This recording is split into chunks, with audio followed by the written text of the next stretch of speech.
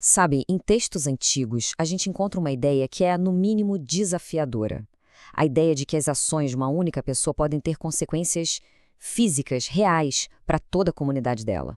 É exatamente isso que vamos investigar aqui, mergulhando em como um único ato secreto pode, segundo a fonte, selar o destino de muita gente. Bom, tudo começa com essa frase. E que frase? É bem chocante. O apóstolo Paulo escrevendo para a igreja em Corinto. E não é um aviso sutil, né? Ele está ligando diretamente fraqueza, doença e até morte prematura a algo que estava acontecendo ali dentro da comunidade. A gente já sente de cara a gravidade da situação. E isso, claro, nos leva à pergunta central. O que, afinal de contas, eles estavam fazendo de tão errado para merecer um julgamento tão pesado assim? A resposta, olha, não é tão óbvia quanto parece. E ela revela uma perspectiva fascinante sobre o que significa ser uma comunidade. A raiz de todo esse aviso está numa frase bem específica que Paulo usa. Ele diz que o problema era que eles não estavam discernindo o corpo do Senhor. Mas o que isso quer dizer na prática? Não é só sobre o relacionamento de cada um com Deus, não. É algo muito, muito mais coletivo. A definição-chave que a fonte nos dá é essa. Discernir o corpo significa entender que a comunidade não é só uma coleção de pessoas independentes. Aos olhos de Deus, é um organismo só, uma entidade única.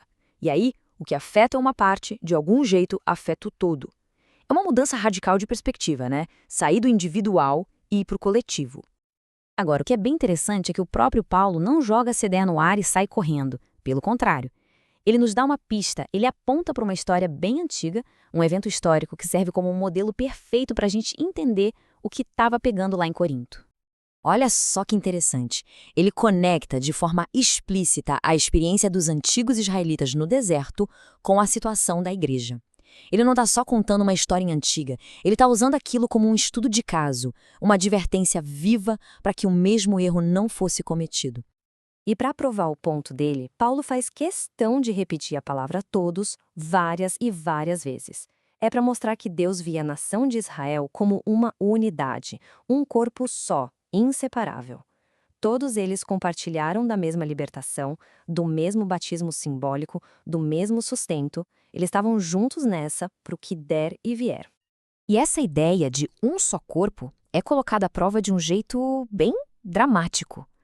Na história de duas cidades, a poderosa Jericó e a pequena cidade de Ai. É aqui que esse princípio fica assustadoramente claro. Vamos analisar o cenário aqui. De um lado, Jericó, uma fortaleza, um lugar que parecia impenetrável, uma cidade enorme. Para conquistar aquilo, só com um milagre. Do outro lado, a cidadezinha de Ai, com poucos soldados. Em tese, essa deveria ser uma vitória fácil, garantida para o exército de Israel. Mas aí, olhem só os resultados. É um paradoxo total. Contra Jericó, a tarefa impossível, eles tiveram uma vitória completa, sobrenatural, sem perder um soldado sequer. Já em Ai, a missão que parecia moleza, eles sofreram uma derrota humilhante. Foram obrigados a recuar e gente morreu? Isso não faz o menor sentido. 36. Esse não é só um número, né? São 36 famílias que perderam alguém. Um pai, um marido, um filho. 36 vidas perdidas numa batalha que deveria ter sido uma vitória simples. O custo humano foi real, foi devastador.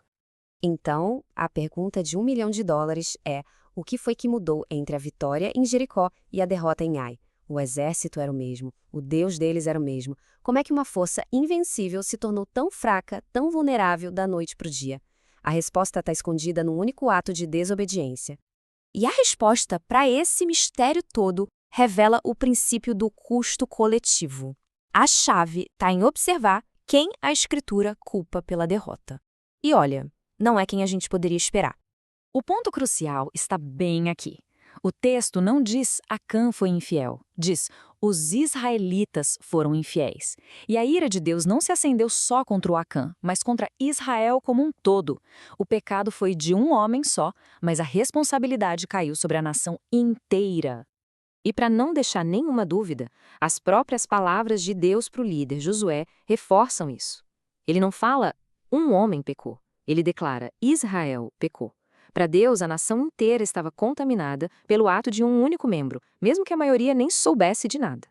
E aqui chegamos à conclusão. que é devastadora. O pecado secreto de Acã, a cobiça dele, agiu como uma espécie de criptonita espiritual para toda a nação. Expôs o corpo inteiro à fraqueza, o que levou à derrota e à morte daqueles 36 soldados que não tinham feito absolutamente nada de errado. A ação de um teve consequências para todos. Certo. Então, como é que essa história antiga de derrota e responsabilidade coletiva se conecta com aquele aviso de Paulo em Corinto e, quem sabe, com as comunidades de hoje em dia?